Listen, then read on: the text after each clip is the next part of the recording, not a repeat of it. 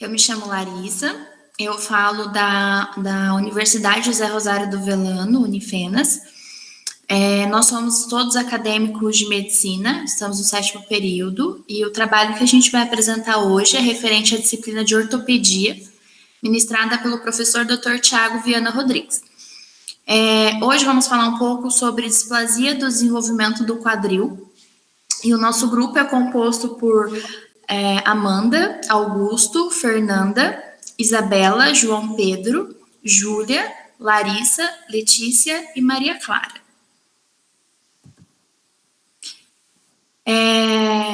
Dentro do nosso tema, a gente vai abordar a anatomia, a etiologia e patogênese, o diagnóstico clínico, o diagnóstico por imagem, o tratamento, a conclusão.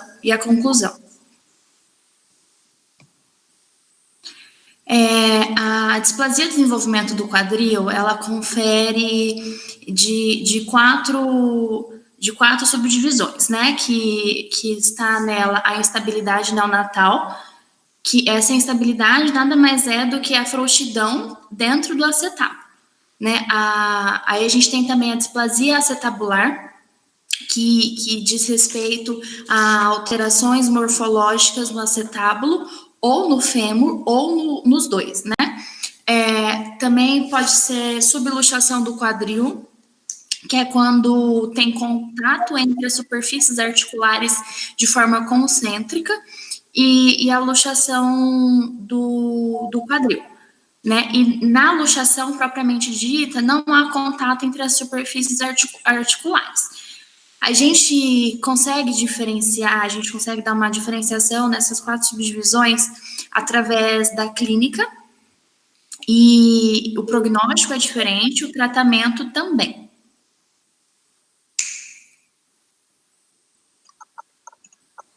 Oi, eu sou a Isabela e eu vou falar um pouquinho sobre anatomia. No quadril, a gente tem diversas estruturas, ósseas, articulares, musculares, mas para essa doença específica, eu vou falar apenas da óssea e da articular e as complicações nessa patologia. No nosso quadril, a gente tem 2 ossos principais, os 2 ossos do quadril, que eles unem anteriormente pela síntese púbica e posteriormente pelos ligamentos sacroiliacos, formando a pelve óssea, que vai sustentar a coluna vertebral e os órgãos do nosso corpo. Só que essa estrutura bem formadinha, ela é encontrada só nos adultos. No recém-nascido, esse osso do quadril, ele é dividido em 3. A porção superior e maior é o ilho, a porção posterior, que forma 2/3 do filamento e a anterior, é o pubis. E eles se juntam no acetábulo. E nessa divisãozinha mesmo, nesses 3, a gente tem um ligamento trirradiado, que por meio da pressão do fêmur lá, a gente vai desenvolvendo corretamente essa estrutura. Pode passar. Esse aqui é o fêmur, que é o maior osso do nosso corpo, e ele também, principalmente a cabeça do fêmur, no recém-nascido, até os 6 meses de idade, ela é praticamente cartilaginosa. E a gente tem aqui dividindo aqui bem no colo e na cabeça do fêmur, a gente tem a cartilagem subcapital, que vai unir a metáfise e é responsável pelo crescimento do osso sob a pressão no acetábulo. Então, toda vez que a gente tiver ou uma subluxação ou uma luxação, a gente vai ter alterações nessas 2 estruturas. Na anatomia articular, eu vou ir falando de dentro para fora para ficar mais didático. Dentro do acetábulo, a gente tem toda uma cápsula articular que vai envolver todo o acetábulo e a cabeça do fêmur. E bem medialmente, bem no centro, a gente tem um tecido fibroadiposo pulvinar que vai dar mais estabilidade e amortecimento. Aqui na região inferior, a gente tem um ligamento transverso e por baixo passa o ligamento da cabeça do fêmur que se liga na fóvea da cabeça do fêmur, para unir o fêmur ao acetábulo. E, superiormente, dando mais sustentação ainda para essa articulação, a gente tem o ligamento iliofemoral, que liga a parte da crista ilíaca até a cabeça do fêmur, que é da parte púbica do acetábulo, e o isquiofemoral, da parte isquiática até a linha intertrocantérica. Pode passar.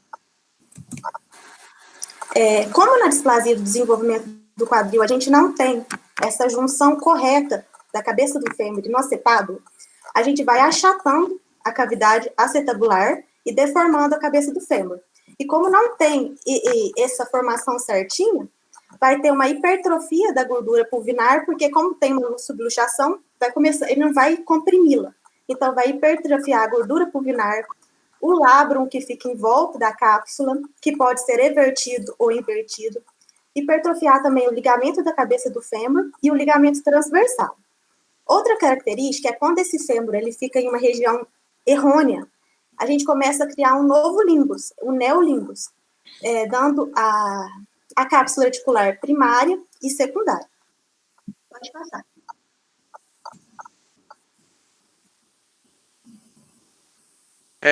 Olá, eu sou o João Pedro e dando continuidade, vou falar um pouco da etiologia, da patogênese juntamente. E para a gente ter um desenvolvimento normal do quadril no feto, a gente precisa de ter em mente dois fatores. Que durante todo o desenvolvimento, a cabeça do fêmur ela tem que estar concêntrica na cavidade acetabular, ou seja, que ela tem que estar dentro da cavidade acetabular durante todo o desenvolvimento. E outra coisa é que a gente tem que ter um equilíbrio entre o crescimento da cartilagem trirradiada, que foi o que a Isabela disse, que é a cartilagem que une o íleo, o isquio e o pubis, como vocês podem ver na imagem da direita, né, a cartilagem tripartida escrito ali, e a cartilagem acetabular. Se eu tenho uma discrepância entre o crescimento dessas cartilagens, isso predispõe ao aparecimento da displasia. Pode passar, por favor. Aqui a gente tem algumas características e alguns fatores de risco para a displasia. Né? Ela ocorre após 20 semanas, visto que foi feito um estudo e viram que abortos, né, fetos que morrem antes de 20 semanas, não apresentam essa displasia. Existe um predomínio no sexo feminino, podendo chegar até 80%, de acordo com os estudos. E o lado esquerdo é o lado mais afetado. Né? Se o bebê nascer com torcicolo, pé torto e metatarso varo, a gente tem que investigar a displasia, porque essas malformações estão associadas. E o carregar o bebê com as extremidades juntas também predispõe ao desenvolvimento da displasia. Existem algumas culturas que não costumam carregar o bebê como a gente está vendo nessa foto, com os pezinhos separados. Eles carregam com os pés juntos e isso acaba predispondo a essa malformação. E a predisposição familiar também existe, né? Em parentes de primeiro, segundo grau, como avós que possuem osteoartrite do quadril, por exemplo, o feto também vai ter mais chance de ocorrer isso. E se parentes de primeiro ou segundo grau tiverem a displasia, o filho tem 12 vezes mais chance de ter essa displasia. E também os genes relacionados, existem vários genes relacionados, mas o principal é este gene, que é o CX3CR1. Pode passar, por favor. E para tentar explicar o motivo dessa alteração, a gente tem duas teorias. A teoria hormonal, ela diz respeito à quantidade de hormônios presentes na cavidade durante o desenvolvimento do feto. Se estiver predominando estrógenos, isso tem um efeito protetor em relação ao desenvolvimento. Se estiver predominando a progesterona, isso facilita mais a presença da lesão. Só que a teoria mais aceita é a teoria mecânica. A teoria mecânica, ela fala que uma estimulação mecânica frequente, se o feto tiver uma estimulação mecânica na fossa acetabular frequente, muito corriqueiro, isso pode levar a essa deformidade, a essa displasia. E como que isso acontece? Pode ser por oligômnio, macrosomia e a apresentação cefálica com os joelhos estendidos do feto predispõe a essa estimulação mecânica. É isso.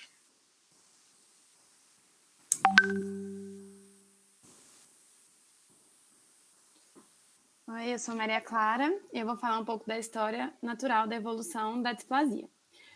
1% das crianças, quando nascem, elas apresentam a instabilidade da articulação do quadril. Foi o que a Larissa falou no começo. Dessas, 90% resolvem espontaneamente nos primeiros 8 semanas, ou seja, com 2 meses não tem mais a instabilidade. Porém, esses outros 10% tem a displasia persistente. Essa displasia persistente, ela pode ser tanto não ter luxação, quanto ter uma subluxação ou ter a luxação verdadeira. Quando tem a subluxação ou não tem luxação, eles não sabem como que evolui muito bem, porque são subdiagnosticadas. Enquanto que a evolução da luxação em si, ela apresenta alterações ósseo-musculares e biomecânicas. Dentro dessas biomecânicas, tem a sobrecarga da cartilagem articular, e o principal problema dessa sobrecarga é a osteoartrite precoce, que é o principal objetivo do tratamento, é prevenir essa osteoartrite precoce, tanto que 2% das causas de artroplastia total do quadril são por osteoartrite precoce, e a principal causa em jovens é a displasia. Então, é um problema recorrente. E dessas alterações, pode se desenvolver o acetábulo secundário, que é o que a Isabela falou, o neolimbus, e ele é o principal fator de risco para osteoartrite precoce. Isso acontece porque tem um desgaste da cabeça do fêmur contra o osso pélvico. E nas crianças que não desenvolvem o acetábulo secundário, normalmente elas desenvolvem até que bem, com amplitude de movimento aceitável, e não tem tanta dor até a 4ª década de vida. Também pode ocorrer essa luxação unilateral ou bilateral. Quando a luxação acontece unilateral, tem uma discrepância entre os membros, fica uma perna menor que a outra, uma marcha instável, escoliose postural e joelho valgo do mesmo lado, ipsilateral. E quando a luxação é bilateral, a criança vai desenvolver hiperlordose lombar e marcha alterada. Pode passar.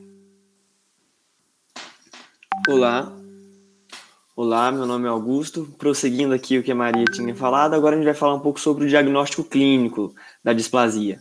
Pode passar. Então, o diagnóstico ele vai variar de acordo com a idade da criança, quando esse diagnóstico é feito, o grau do deslocamento da cabeça do fêmur e a condição do deslocamento, se ele foi pré, peri ou pós-natal. Fiz aqui uma divisão didática que do nascimento até os 6 meses, as principais manobras que vão contribuir para esse diagnóstico é a de Ortolani e de Barlow. Contudo, além delas, nós podemos encontrar alguns sinais que indiquem, que possam ser sugestivos dessa displasia. Após os 6 meses de vida, até os 12, vai ter um progressivo deslocamento posterolateral e cranial da cabeça do fêmur. E isso vai aumentar ainda mais essas alterações e o paciente vai perdendo progressivamente a abdução do quadril. Após o paciente desenvolver a marcha, associado a essas outras alterações, ele também vai apresentar claudicação devido a uma fraqueza no glúteo médio e o encurtamento do membro afetado. O paciente em ortostatismo ele apresenta uma lordose lombar excessiva, uma rotação externa no membro inferior e possui o sinal de Trendelenburg positivo. Agora eu vou falar um pouco sobre cada uma dessas coisas. Pode passar. Aqui a gente está falando sobre o paciente recém-nascido. Na imagem A e na imagem B, nós podemos observar uma simetria das pregas nas coxas e na região poplítea. Enquanto que na imagem C, nós vemos o sinal de Galeazzi positivo, que é um encurtamento aparente do fêmur. Ali no caso da imagem, o membro esquerdo, inferior esquerdo. Pode passar. Agora, nessas imagens, todas elas, o enfoque é sobre as pregas inguinais. O paciente de D está com as pregas inguinais normais. O paciente de E, repare que no membro inferior esquerdo, ele tem uma alteração, já no F, do lado direito, e o G, a alteração é em ambos os lados. Pode mudar. Agora aqui, na imagem da direita, nós vemos as principais manobras para o diagnóstico clínico, sendo a de Barlow e de Ortolani. A de Barlow, o médico ele vai fazer uma adução do quadril e, ao mesmo tempo, uma translação posterior do membro. E a manobra de Ortolani, ele vai fazer uma abdução do quadril e uma translação anterior.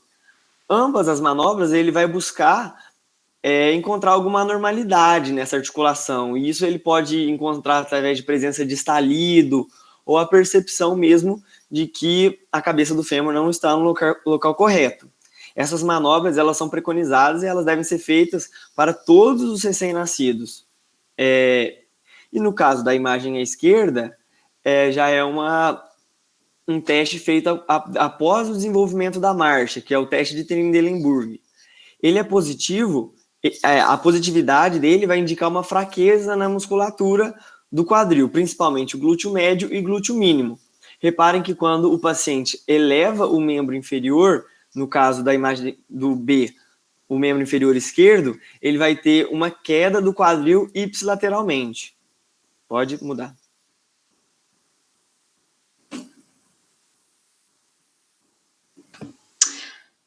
Oi, boa noite, tudo bem? Me chamo Letícia, eu vou falar um pouco sobre o método de diagnóstico por imagem. A gente tem vários tipos de diagnóstico por imagem, mas os principais é o ultrassom e o raio-x. Mas ainda tem a artrografia, TC, a ressonância e a artroscopia. Pode passar, João. Bom, eu vou falar sobre o ultrassom. A ultrassom é o método de escolha de diagnóstico e avaliação até os 6 meses de idade. Mas por que só 6 meses de idade? Porque é quando ainda o centro de calcificação não está formado. Na ultrassom, vai identificar as estruturas cartilaginas do acetábulo e da cabeça do fêmur. Existem 2 métodos de diagnóstico da ultrassom. O de Graf, que é o estático, e o de Hark, que é o dinâmico. Bom, eu vou falar sobre o método de Graf. O método de Graf, ele foi desenvolvido na escola de Graf com fetos que já foram a óbito eles se basearam nesse método para achar a angulação do ultrassom. Então, o método vai analisar o fêmur proximal e a cabeça da pelve, realizando uma imagem coronal. Na imagem coronal. Mas como é que é realizado o método? O recém-nascido vai estar em decúbito lateral com o quadril fletido de 35 a 45 graus, numa rotação interna de 10 a 15 graus. E assim vai ser, esse método fez com que tudo ficasse alinhado perfeitamente para poder ver a cabeça do fêmur, o aspecto do osso acetabular, a configuração do acetábulo, a posição do lábio cartilagíneo e o volume do teto cartilagíneo. Bom, aqui está uma foto, foi difícil de encontrar uma foto mais ou menos para ter uma ideia de como que é na hora do ultrassom. O membro fletido, rotacionado. Pode passar, João. Bom, existem alguns pontos de referência na hora do exame. A gente tem o 1 como o rebordo ósseo inferior do fundo acetabular, o ponto 2, o rebordo ósseo lateral do acetábulo, e o 3 é o labrum. E, assim, esses pontos servem de referência para as linhas. A gente tem a linha de base, que ela é traçada através do ponto de inserção da cápsula do ilíaco até o ponto mais lateral do rebordo ósseo acetabular. A linha 2, ela já é a linha do teto cartilagíneo. É traçada entre o primeiro ponto, na parte mais lateral do rebordo ósseo acetabular, e o segundo entre o centro dos ecos do labrum. E a linha 3 é a linha do teto ósseo, a partir do rebordo ósseo inferior do ilíaco, tangenciando o rebordo ósseo acetabular. E essas linhas vão formar os ângulos, que eu vou explicar. Pode passar, já. Bom, a gente tem o ângulo alfa, que é formado entre a linha 1 e 3, como pode ser visto ali. No quadril normal, esse ângulo é maior que 60 graus. Se for menor, ele está relacionado à displasia. E quanto menor o ângulo, maior é a displasia do quadril. Já o ângulo beta, ele é formado pela linha 1 e 2, e ele tem que ser maior que 72, quando o quadril está subluxado. Pode passar, Ju. Bom, aqui tem uma imagem do ângulo alfa e do ângulo beta de uma criança com displasia. Esse método, ele mais ou menos, ele dá uma base para se você vai fazer conforme o tipo, se vai ter que fazer tratamento ou não. É uma base, ele sugere. Pode passar, Ju. Bom, o outro método é o método de Hayek. Esse já é o exame dinâmico e ele é realizado quando o examinador está fazendo as manobras de Barlow e Ortolani simultaneamente ao exame de ultrassom. Ele vai avaliar a estabilidade do quadril e esse exame vai proporcionar para a gente 4 imagens diferentes. A vista coronal em posição neutra, a vista coronal em flexão, a transversa em posição neutra e a transversa em flexão. E conforme isso, vai ser 3 tipos de anormalidade do quadril, descrita por Hayek e Kumar. A gente tem a subluxação. Na subluxação, a cabeça do fêmur vai estar deslocada posteriormente ou lateral. E os tecidos moles aparecem entre o pubis, o isco e a cabeça do fêmur, e a cabeça do fêmur tem contato parcial com o acetábulo. Já na luxação lateral, a cabeça do fêmur não vai ter contato com o acetábulo, ela vai aparecer mais deslocada do que na subluxação.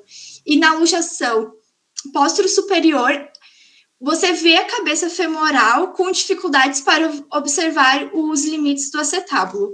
E basicamente são esses dois o método de ultrassom até os 6 meses de idade. Daí, depois já vai para o raio-x que a Amanda vai falar agora.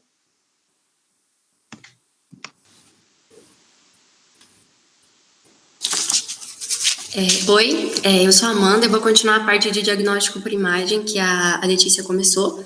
E como ela já falou, o ultrassom é feito até os 6 meses de idade, porque no começo a radiografia ela não traz boas informações, porque a Letícia também citou que o acetábulo ainda é cartilagíneo e a cabeça do fêmur, o fêmur como um todo, ainda não está totalmente calcificado, então eles ficam radiotransparentes, não dando detalhes pelo raio-x.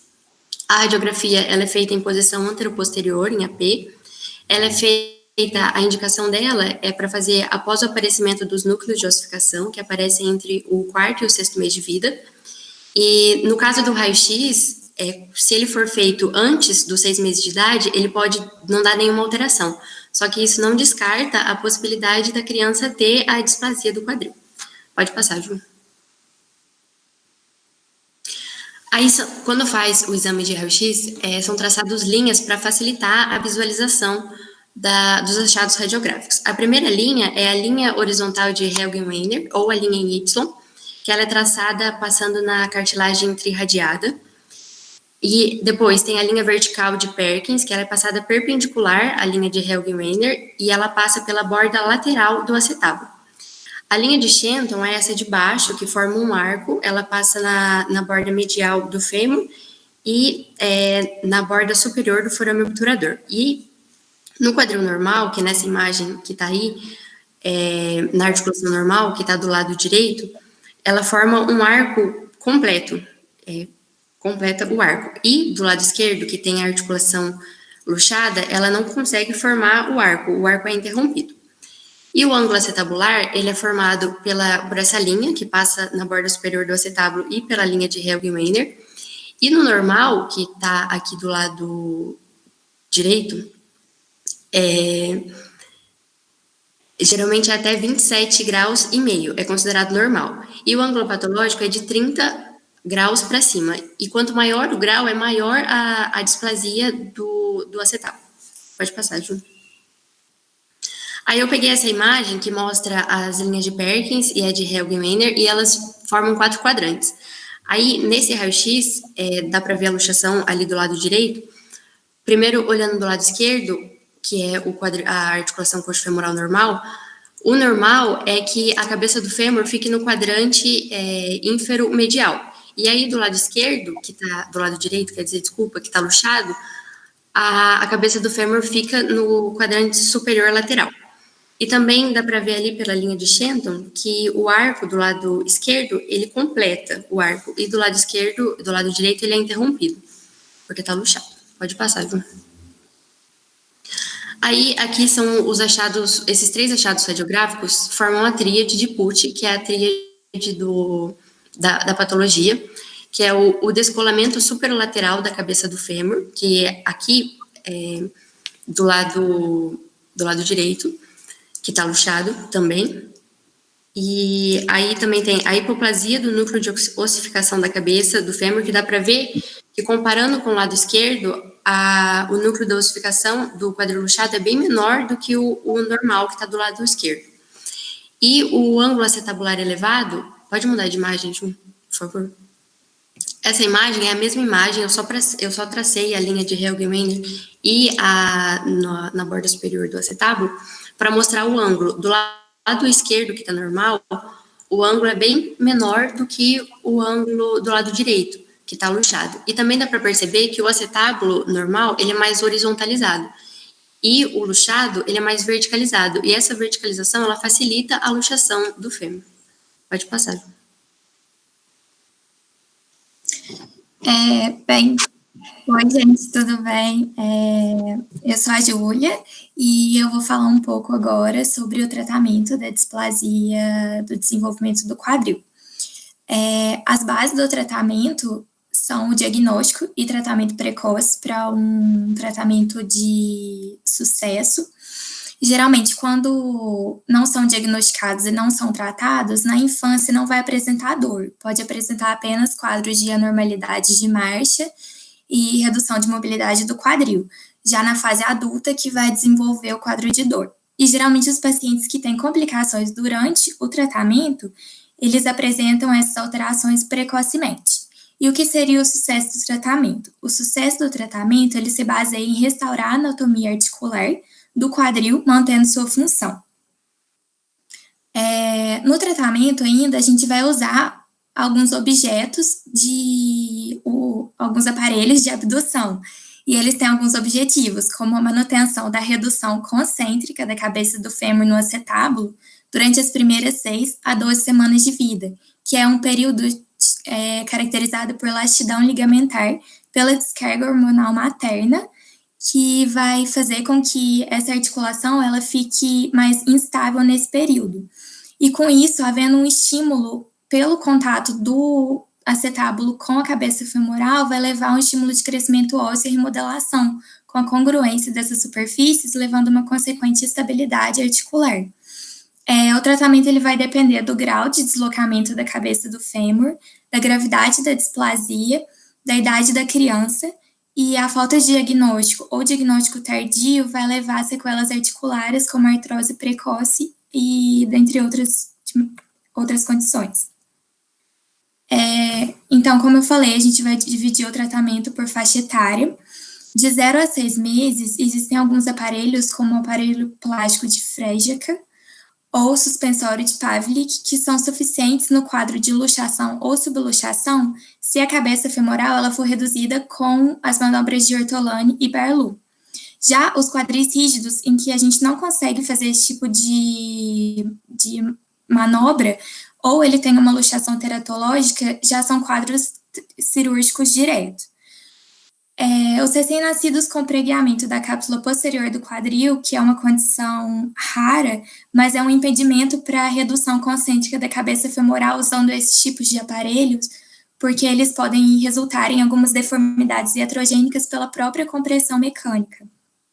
Então, as condições que a gente tem dentro dessa faixa etária, a primeira é a instabilidade sem displasia, em que os ligamentos eles são apenas alongados pela própria elastidão articular, pela descarga hormonal e pelo posicionamento intrauterino. Então, a gente só vai acompanhar clinicamente e radiologicamente até a estabilização ou a certeza de que não haja uma displasia. Porém, se não houver uma resolução do quadro nos 2 primeiros meses ou uma tendência à subluxação, a gente já vai partir para os aparelhos abdutores. A instabilidade com displasia, a gente vai partir para os aparelhos abdutores por 4 a 6 meses, e fazer um acompanhamento por clínica e imagem, até a normalização deles. E nesse tipo de paciente, eles vão precisar de um acompanhamento clínico e radiológico até o completo desenvolvimento do quadril. Isso é feito por meio de intervalos de 4 a 6 meses, depois uma vez ao ano, ou quando necessário, mas varia bastante de acordo com a clínica de cada criança e a evolução do quadro. Agora, quando eles apresentam subluxação ou luxação, nós partimos para o uso do suspensório de Pavlik por 6 meses, com acompanhamento clínico, radiográfico, ecográfico, e esse acompanhamento é muito importante para que haja modificação do tratamento antes de acontecer lesões iatrogênicas, e devemos sempre revisar o procedimento quando não houver uma boa evolução do quadro. Então, o que seria esse suspensório de Pavlik? São tiras que envolvem os membros inferiores conectadas a um cinto torácico, que é sustentado por suspensórios que se cruzam na região interescapular. E como a gente consegue ver nas imagens, nas imagens abaixo, as tiras anteriores elas vão limitar a extensão e as posteriores vão limitar a abdução. E a função desses suspensórios seria manter os quadris em flexão e abdução, evitando a extensão e a adução. Com isso, a gente desenvolveria o acetábulo pela presença da cabeça femoral e evoluindo para uma redução espontânea do quadril luxado sem a necessidade de uma cirurgia.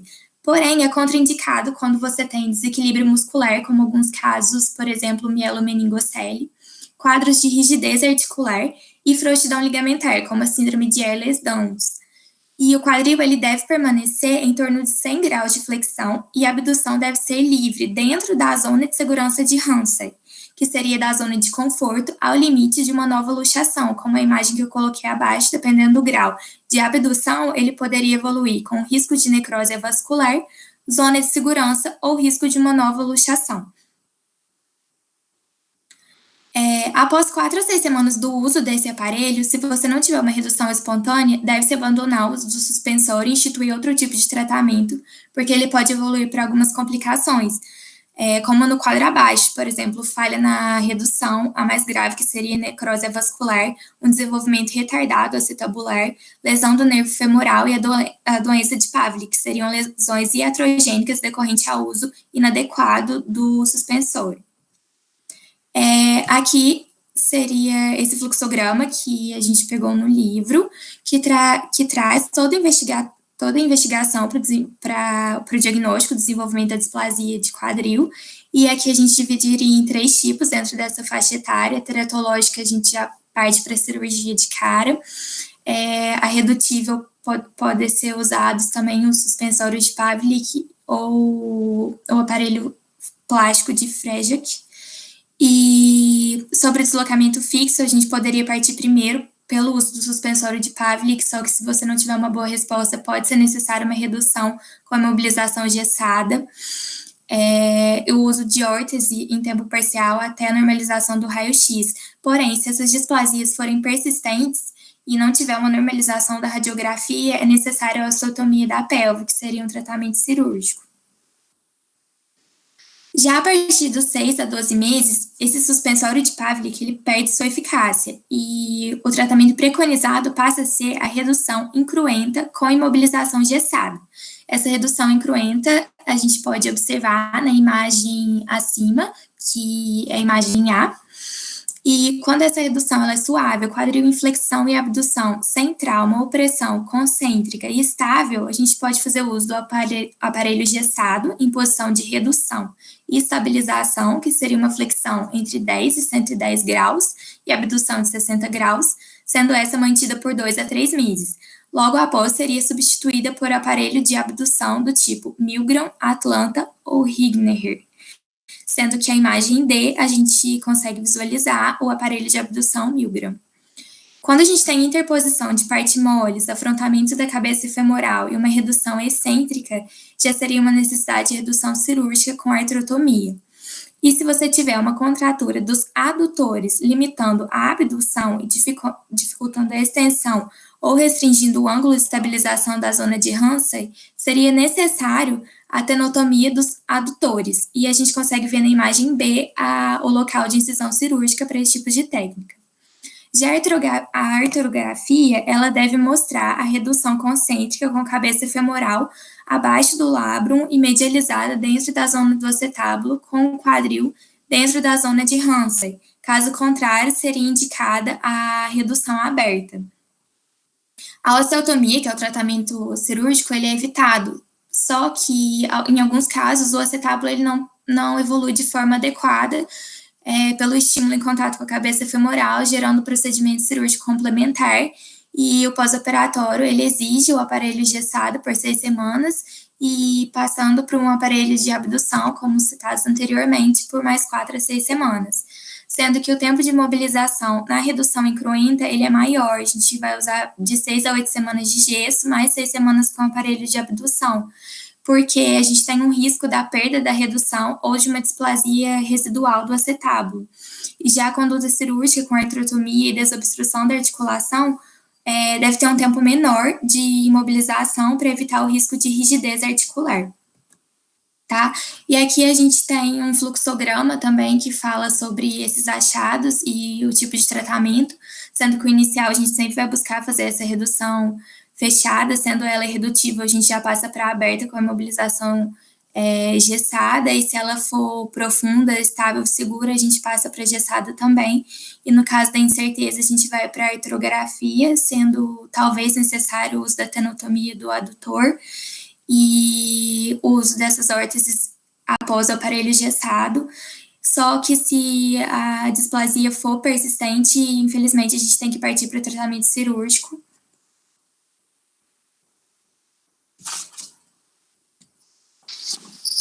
Oi, pessoal, eu vou falar sobre tratamento após a marcha.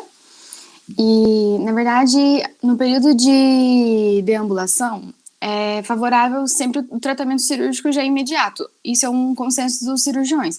Mas depois no fluxograma a gente vai ver que existem outras opções com redução fechada, conforme a Ju já explicou as técnicas.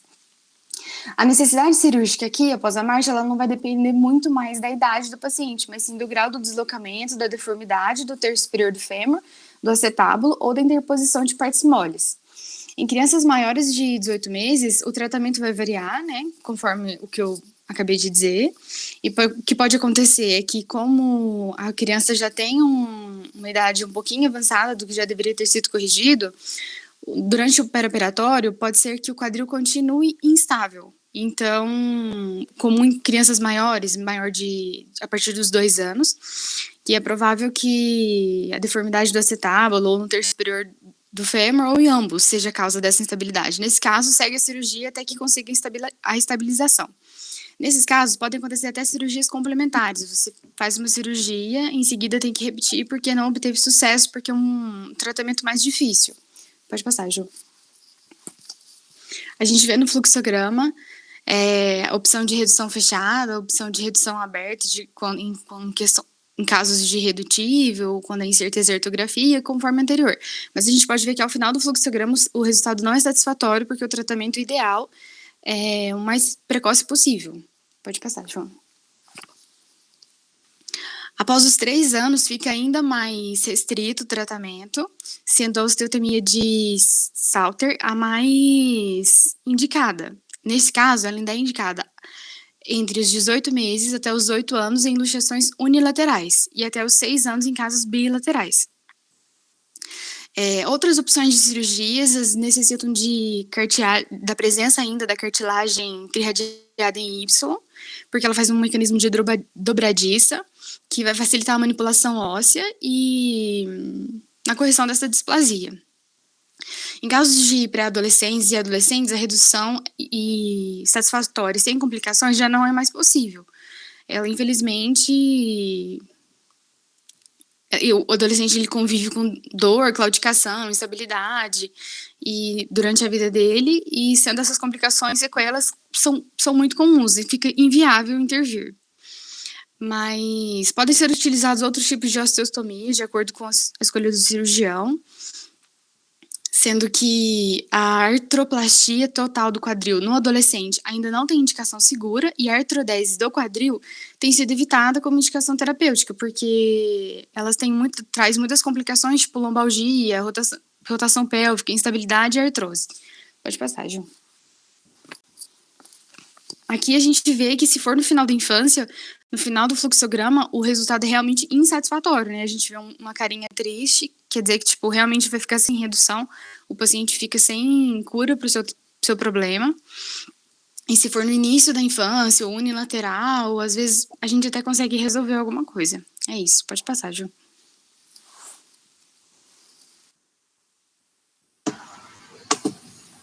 Olá, eu sou a Larissa, eu vou realizar a conclusão do nosso trabalho.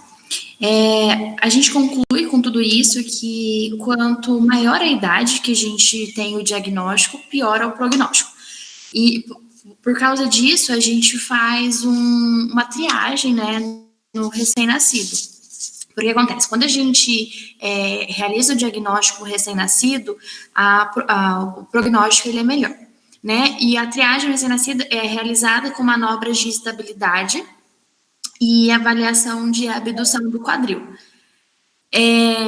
Cliques isolados ou assimetria não tem predição clínica tão importante, tá? Quando é isolado.